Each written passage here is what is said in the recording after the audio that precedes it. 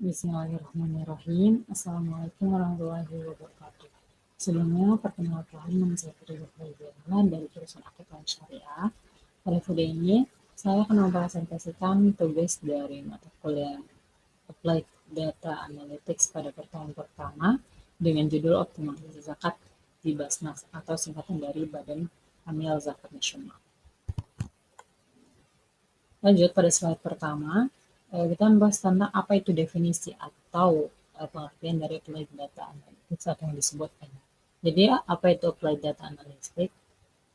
Yaitu penerapan teknik analisis data untuk memecahkan masalah nyata dalam berbagai bidang seperti bisnis, keuangan, kesehatan, pendidikan, hingga akuntansi. Prosesnya dimulai dari mengumpulkan data, lalu kita mengolahnya, mencari pola atau informasi penting, lalu hasilnya digunakan sebagai dasar pengambilan keputusan. Berbeda dengan analisis data yang biasa, lebih fokus pada teori, adalah lebih menekankan pada penerapan praktis di dunia nyata, itu dunia kerja atau bisnis.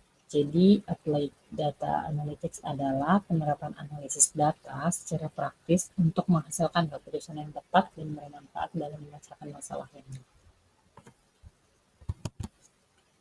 Dan selanjutnya yaitu ada problem atau kasus nyata gitu. Jadi yang pertama adalah potensi zakat di Indonesia sekitar 327,6 triliun per tahun. Yang kedua, realisasi zakat pada tahun 2023 hanya sekitar 24 triliun. Lalu yang ketiga, banyak muzaki belum terdaftar di lembaga resmi. Lalu yang keempat, tingkat pengaruh zakat rendah karena yang pertama, kurangnya monitoring, lalu tidak ada sistem pengingat yang efektif, dan yang terakhir, distribusi zakat belum sepenuhnya tepat sasaran. Jadi mungkin banyak dari sebagian orang yang belum tahu tentang apa itu zakat dan bagaimana pengaplikasiannya. Jadi mereka belum melakukannya secara keseluruhan. Selanjutnya yaitu data. Di sini ya kita bisa lihat data yang bisa kita gunakan. Yang pertama ada data transaksi muzaki dari lembaga zakat dan bank syariah. Lalu yang kedua, data riwayat pembayaran zakat, infak, dan sedekah. Lalu data profil muzaki seperti usia, pekerjaan, dan pendapatan.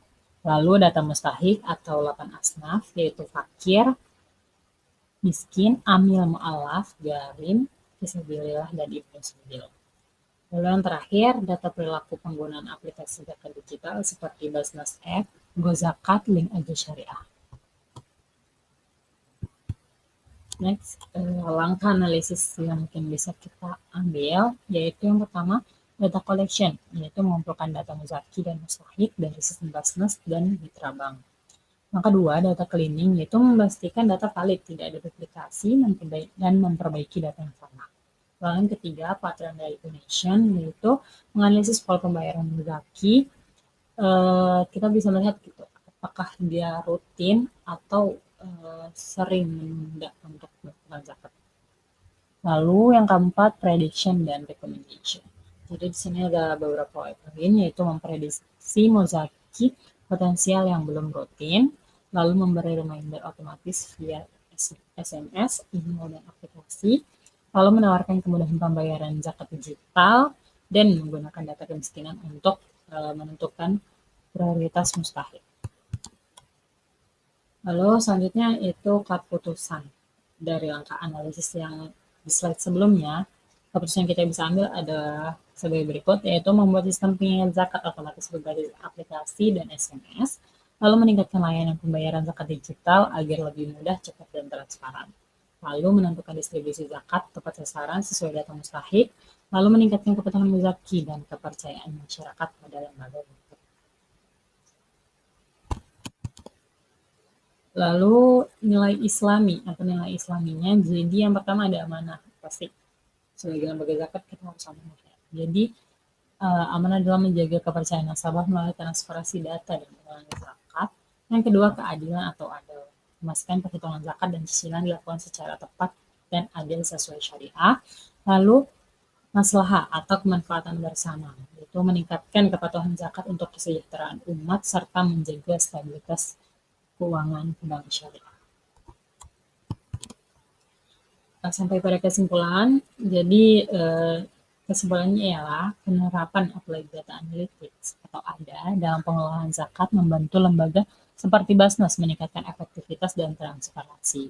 Dengan analisis data muzaki, mustahik, dan transaksi, lembaga zakat dapat meningkatkan kepatuhan muzaki melalui sistem pengingat otomatis, lalu mempermudah pembayaran zakat secara digital, menyalurkan zakat lebih tepat sasaran sesuai data kemiskinan, dan hal ini sejalan gitu dengan prinsip Islam yang dimana amanah yaitu kepercayaan, keadilan dan maslahah yaitu bagaimana pemanfaatannya berhubungan. Jadi dengan demikian adalah berperan sangat penting dalam memperkuat bisnis Islam modern dan meningkatkan kesejahteraan masyarakat. Mungkin sekian presentasi dari saya mengenai bagaimana optimalisasi zakat pada Basnas. Kurang lebih mendengarkan. Assalamualaikum warahmatullahi wabarakatuh.